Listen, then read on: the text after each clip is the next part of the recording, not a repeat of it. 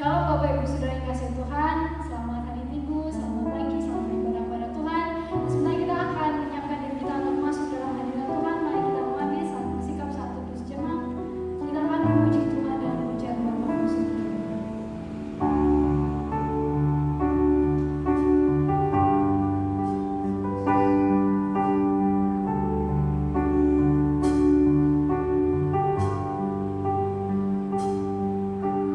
Tunjukkan kasih setia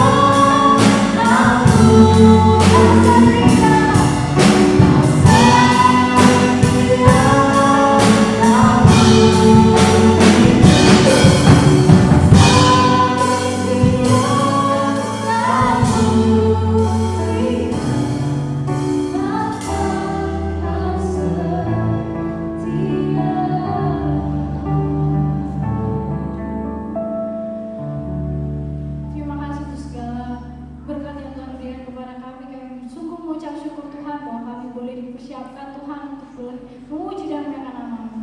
Kami siap memuji nama-Mu Tuhan, dan biarlah hati kami bersuka cita saat ini karena kami mau mengagungkan nama-Mu. Di dalam nama Tuhan Yesus kami sudah berdoa dan ucap syukur. Amin. Saya yakin kita semua masih mendapatkan sukacita di hari Minggu ini. Kami yakin dan percaya bahwa Tuhan Yesus selalu bersama kita. Kita akan pujikan datanglah kebaikan.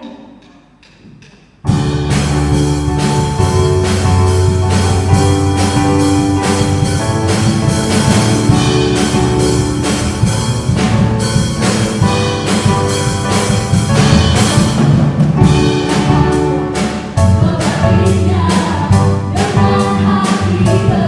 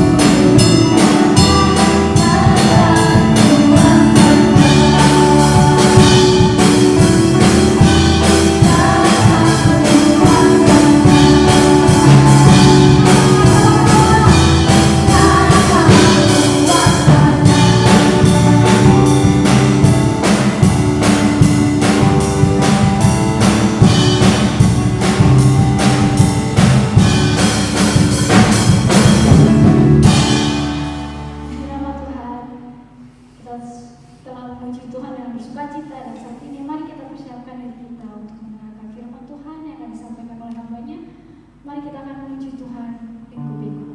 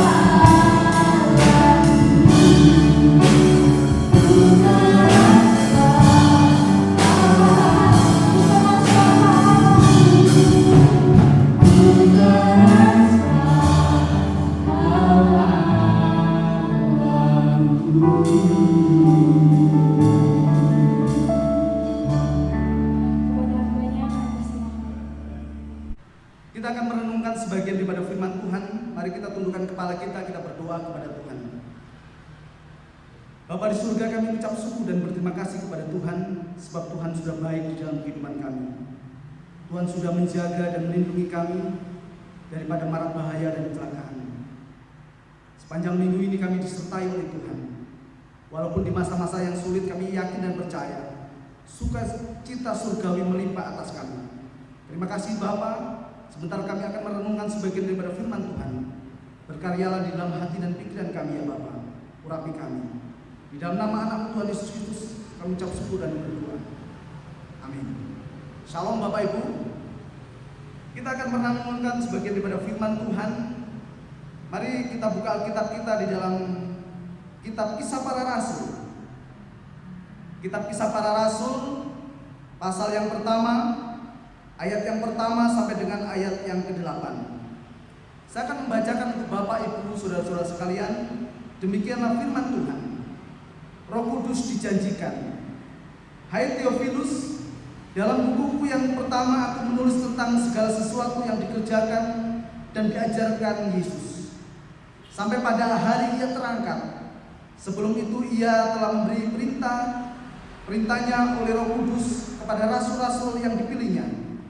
Kepada mereka ia menunjukkan dirinya setelah penderitaannya selesai, dan dengan banyak tanda ia membuktikan bahwa ia hidup. Sebab selama 40 hari ia berulang-ulang menampakkan diri dan berbicara kepada mereka tentang kerajaan Allah. Pada suatu hari ketika ia makan bersama-sama dengan mereka, ia melarang mereka meninggalkan Yerusalem dan menyuruh mereka tinggal di situ menantikan janji Bapa, yang demikian katanya, telah kamu dengar daripadaku, sebab Yohanes membaptis dengan air, tetapi tidak lama lagi kamu akan dibaptis dengan Roh Kudus. Maka bertanyalah mereka yang berkumpul di situ, Tuhan, maukah Engkau pada masa ini memulihkan kerajaan bagi Israel?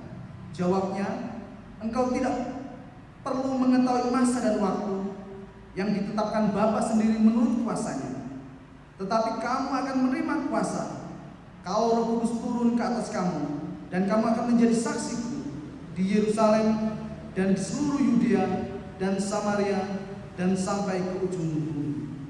Bapak Ibu Saudara terkasih, tema renungan kita pada saat pagi hari ini adalah menjadi saksi Kristus. Menjadi saksi Kristus adalah sesuatu yang mudah untuk dikatakan tetapi sulit untuk dilakukan oleh sebagian kita orang-orang percaya. Karena kita merasa bahwa menjadi saksi itu berat sekali. Karena kita harus mengalami kejadian, kita harus mengalami kasih, kita harus mengalami kemurahan Tuhan yang luar biasa di dalam kehidupan kita, baru kita merasakannya bahwa menjadi saksi Tuhan itu adalah sesuatu yang bersukacita, sesuatu yang luar biasa. Bapak Ibu Saudara kasih, kita akan belajar daripada kitab Kisah Para Rasul. Kitab ini di dalam bahasa Yunani disebut sebagai Proxes Apostolon. Proxes Apostolon adalah perbuatan-perbuatan atau tindakan-tindakan para rasul, atau biasa kita mengenal dengan sebutan kitab Kisah Para Rasul ini. Kitab Kisah Para Rasul ini ditulis oleh Tabib Lukas atau Dokter Lukas yang juga penulis Injil Lukas. Bapak Ibu Saudara kasih, menjadi saksi Kristus atau bersaksi buat Tuhan itu berarti kita harus siap dengan segala hal yang akan terjadi di dalam kehidupan kita. Kita harus betul-betul mengimani bahwa segala penyertaan Tuhan luar biasa di dalam kehidupan kita. Bapak Ibu Saudara kasih, bersaksi atau marturio di dalam bahasa Yunani merupakan akar kata daripada martir. Itu berarti siap untuk berkorban. Kita yang menjadi saksi Tuhan itu siap menjadi martir untuk Tuhan, karena inilah yang dikehendaki oleh Tuhan di dalam setiap kehidupan kita sebagai orang-orang percaya. Bapak Ibu Saudara kasih, Dr. Lukas mengajarkan beberapa hal yang penting dalam pemberitaan Injil yang benar, yang sesuai dengan kehendak Allah. Yang pertama adalah fokus pada pemberita Injil, fokus pada berita Injil yang benar, yaitu Yesus Kristus. Di dalam kitab Kisah Para Rasul pasal pertama, ayat yang pertama ini, Dr. Lukas menulis, "Hai Theophilus, dalam bukuku yang pertama aku menulis tentang segala sesuatu yang dikerjakan dan diajarkan Yesus sampai pada hari ia terangkat. Sebelum itu ia telah memberi perintah oleh Roh Kudus kepada rasul-rasul yang dipilihnya." Berita Injil yang benar adalah berita tentang Yesus Kristus.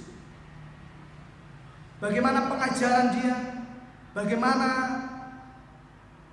perjalanan kasihnya, bagaimana pelayanan dia dari awal kelahiran sampai pada penyaliban dan sampai pada kebangkitan dia. Ini adalah berita yang benar, yang objektif, yang harus kita sampaikan kepada setiap orang, baik orang percaya maupun orang yang belum mengenal Tuhan. Bapak Ibu Saudara kasih, yang kedua, Injil Lukas menulis tentang isi berita.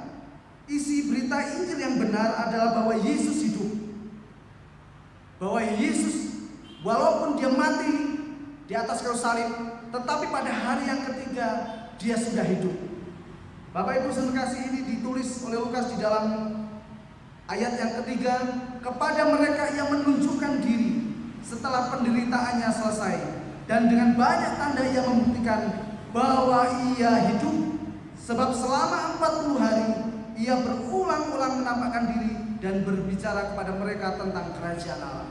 Bapak Ibu saudara kasih, ini adalah fakta yang tidak bisa ditolak oleh orang-orang yang belum mengenal Tuhan maupun orang-orang yang ateis atau tidak mengenal Allah. Bahwa Tuhan selama 40 hari memperjumpakan dirinya kepada murid-muridnya. Tuhan selama 40 hari berjumpa dengan Maria Magdalena, berjumpa dengan Petrus, dengan ke-11 muridnya, dan juga kepada rasul-rasul yang lain. Ini bisa kita jumpai di dalam 1 Korintus pasal 15. Di situ dikatakan bahwa ayat yang ketiga, sebab ia sangat penting telah kusampaikan kepadamu, yaitu apa yang telah kuterima sendiri, ialah bahwa Kristus telah mati karena dosa-dosa kita, sesuai dengan kitab suci, bahwa ia telah dikuburkan dan bahwa ia telah dibangkitkan pada hari yang ketiga sesuai dengan kitab suci, bahwa ia menampakkan diri kepada Kefas, kemudian kepada ke-12 muridnya. Sesudah itu ia menampakkan diri kepada lebih dari 500 saudara sekaligus. Kebanyakan dari mereka masih hidup sampai sekarang, tetapi beberapa di antaranya telah meninggal. Selanjutnya ia menampakkan diri kepada Yakobus, kemudian kepada semua rasul. Bapak Ibu saudara kasih, rasul-rasul pada waktu itu masih hidup. Itu adalah kesaksian daripada Paulus bahwa Tuhan selama 40 hari menampakkan diri ke banyak orang, sampai kepada murid-muridnya 70 orang dan sampai dengan 500 orang. Bapak Ibu saudara kasih, berita bahwa Yesus hidup inilah yang menjadi sumber pengharapan di dalam setiap orang percaya, bahwa kita mempunyai Allah yang kekal, kita mempunyai Allah yang hidup di dalam kehidupan saya dan saudara. Bapak Ibu saudara kasih, berita Injil yang benar adalah bahwa sikap kita saat kita bersaksi, sikap kita sebagai saksi Kristus itu bagaimana yang dikehendaki oleh Allah. Sikap kita sebagai orang percaya yang menjadi saksi Tuhan adalah sikap yang taat, sikap yang setia, sikap yang mau dengaran dengan Tuhan. Inilah yang dikehendaki oleh Tuhan di dalam kehidupan setiap orang percaya. Hal ini dialami oleh murid-murid Tuhan pada waktu itu. Pada suatu hari ketika ia makan bersama-sama dengan mereka, ia melarang mereka meninggalkan Yerusalem dan menyuruh mereka tinggal di situ menantikan janji Bapa. Demikian katanya, telah kamu dengar daripadaku, sebab Yohanes membaptis dengan air, tetapi tidak lama lagi kamu akan dibaptis dengan Roh Kudus. Ketaatan murid-murid Tuhan saat itu diuji untuk mereka tetap tinggal di Yerusalem, menantikan apa yang dijanjikan oleh Bapa di surga. Karena apa yang menjadi pelayanan mereka adalah bukan pelayanan duniawi. Apa yang menjadi perang mereka bukan ada perang menghadapi manusia yang biasa, tetapi harus menghadapi orang-orang yang mungkin saja mengancam mereka.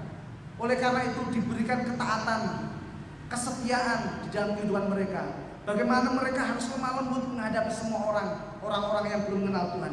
Bahkan bukan hanya orang-orang Yahudi saja, bukan orang-orang Romawi saja, tetapi seluruh orang yang belum mengenal Tuhan harus diwartakan kabar sukacita ini.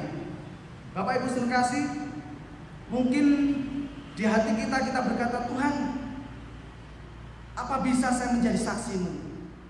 Tuhan, apa mampu saya dengan setiap keterbatasan yang saya miliki ini, saya menjadi saksi Tuhan?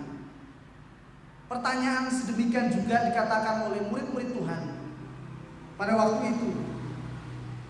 Ketika mereka di dalam ayat yang ke-6 mengatakan demikian, maka bertanya mereka yang berkumpul di situ, Tuhan, maukah Engkau pada masa ini memulihkan kerajaan bagi Israel? Ini adalah suatu pertanyaan ketidakmampuan, ketidakberdayaan murid-murid Tuhan Yesus pada waktu itu. Karena di dalam pola pikir mereka, mindset mereka, bahwa yang mempunyai kuasa, yang mempunyai mukjizat hanya Yesus saja. Sehingga ketika mereka diajar untuk menjadi saksi Tuhan, apakah mereka mampu kalau Tuhan tidak bersama-sama dengan mereka? Bapak Ibu saudara terkasih, ketika kita menghadapi masa-masa yang sulit, masa-masa yang krisis di dalam kehidupan kita, kita pun sama mengatakan, Tuhan, harusnya Engkau ada di sini hari ini. Harusnya Engkau menyelesaikan setiap masalahku, setiap persoalanku hari ini. Harusnya Engkau hadir di sini Tuhan, menemaniku, memberi kekuatan untukku supaya aku mampu menghadapi segala sesuatu. Mungkin kita mengatakan demikian, Bapak Ibu Saudara terkasih, sama seperti apa yang dipikirkan oleh murid-murid Tuhan pada waktu itu. Karena di dalam diri mereka mengatakan bahwa kami tidak mampu. Ketika Engkau meninggalkan kami tidak bisa berbuat apa-apa. Padahal janji Tuhan di dalam setiap kehidupan orang percaya, di dalam Kisah Rasul pasal pertama ayat 8 ini dikatakan bahwa tetapi kamu akan menerima kuasa kalau Roh Kudus itu turun atas kamu, dan kamu akan menjadi saksi di Yerusalem dan di seluruh Yudea dan Samaria dan sampai ke ujung bumi. Bahwa setiap orang yang dekat dengan Tuhan, setiap orang yang setia kepada Tuhan, setiap orang yang taat kepada Tuhan akan diberikan kuasa ketika Roh Kudus itu hadir di tengah-tengah Bapak Ibu Saudara sekalian. Ketika Bapak Ibu ada Roh Kudus di dalam hidup saudara, ada Roh Kudus di dalam kehidupan Bapak Ibu, maka ada sesuatu yang luar biasa terjadi. Ketika Bapak Ibu lemah, Bapak Ibu akan dikuatkan. Ketika Bapak Ibu sakit, Bapak Ibu akan dihibur oleh Roh Kudus ini. Ketika Bapak Ibu tidak bisa melakukan hal-hal yang besar, maka dengan semangat, dengan iman kita, dengan kesungguhan hati kita memohon kepada Tuhan, maka Roh Kudus itu akan memulihkan hidup saya dan saudara. Bapak Ibu Saudara kasih, hal itu pun terjadi di dalam kehidupan murid-murid Tuhan pada waktu itu, rasul-rasul pada waktu itu. Bagaimana mereka yang tadinya ketakutan, tadinya mengalami kegelisahan ketika ditinggal oleh Tuhan. Kita kalau baca Kisah Para Rasul pasal 4 ayat 33, kita merasakan sesuatu yang luar biasa terjadi. Rasul-rasul yang tadinya bukan siapa-siapa menjadi rasul-rasul yang bersaksi dengan luar biasa. Bapak Ibu Saudara terkasih, kita juga melihat Stefanus. Kalau kita baca dan renungkan di dalam Kisah Rasul pasal 6 ayat 8, Stefanus adalah orang yang mungkin tidak bisa, mungkin tidak hebat seperti murid-murid yang lain seperti Petrus atau seperti murid-murid yang lain, tapi mukjizat dan tanda-tanda terjadi luar biasa di dalam kehidupannya ketika Roh Kudus hadir di dalam kehidupan mereka. Rasul Paulus juga, Bapak Ibu, mungkin orang yang tadinya menganiaya Kristus, orang yang tadinya tidak suka dengan Kristus, tetapi Roh Kudus itu memberi pencerahan kepada Saulus, dan Roh Kudus hadir di dalam hidupnya dan menjadi pemberita yang sangat luar biasa. Dan saya boleh merasakan, saya dan saudara boleh merasakan itu saat ini. Saya dan saudara menjadi anak-anak Tuhan ini adalah buah daripada kesaksian rasul-rasul, buah daripada kesaksian orang-orang yang pertama-tama mengenal Tuhan, dan sampai pada saat hari ini kita mengenal Tuhan. Ini ada sesuatu yang terjadi yang sangat luar biasa di dalam kehidupan rasul-rasul. Mari kita bersaksi terus, Bapak Ibu. Mari kita merenungkan firman Tuhan, taat, setia kepada Tuhan, dan sesuatu yang luar biasa akan terjadi di dalam kehidupan saya dan saudara. Menjadi saksi Kristus adalah menjadi martir Tuhan. Menjadi martir Kristus siap berkorban. Apakah saya dan saudara sudah siap berkorban demi Tuhan? Menjadi saksi Tuhan, bersaksi terus sampai Tuhan datang. Inilah yang dikehendaki Tuhan. Mungkin kita bertanya, Tuhan, bersaksi itu sampai di mana dan kepada siapa? Bapak Ibu Saudara kasih, bersaksi dulu di tengah-tengah kehidupan saudara. Bersaksi dulu di tengah-tengah keluarga saudara. Bersaksi dulu di tengah-tengah pekerjaan saudara. Inilah yang dikehendaki oleh Tuhan. Dari Yerusalem ke seluruh Yudea dan Samaria sampai ke ujung bumi, kita memberitakan Tuhan. Mari kita tundukkan kepala kita berdoa kepada Tuhan. Bapa di surga, kami bersyukur untuk firman Tuhan pada saat pagi hari ini. Kami bersyukur kami dipilih oleh Tuhan untuk menjadi saksi Tuhan. Mungkin kami tidak mampu dan kami tidak berdaya Tuhan di dalam setiap keterbatasan kami. Apalagi di dalam situasi yang sulit seperti ini, kami tidak akan bisa bersaksi. Tapi kami yakin dan percaya ya Bapa, ketika kami minta Roh Kudus turun atas kami mempunyai keberanian untuk kami boleh bersaksi di tengah saudara-saudara kami yang belum mengenal Tuhan. Di dalam lingkup keluarga kami boleh bersaksi. di tengah-tengah masyarakat, orang sekitar yang ada bersama-sama dengan kami, di tengah-tengah pekerjaan, apapun yang Tuhan sudah percayakan di dalam hidup kami boleh bersaksi. Dan kami yakin dan percaya ketika kami belajar bersaksi, Kau akan pakai kami Tuhan menjadi saksi-saksi. Terima kasih Tuhan untuk firman-Mu yang luar biasa ini, menumbuhkan dan menguatkan kami. Di dalam nama anak-Mu Tuhan Yesus Kristus kami ucap syukur dan berdoa. Amin. Kita akan mengakhiri ibadah kita pada saat pagi hari ini. Kita akan pujikan besar anugerah-Mu.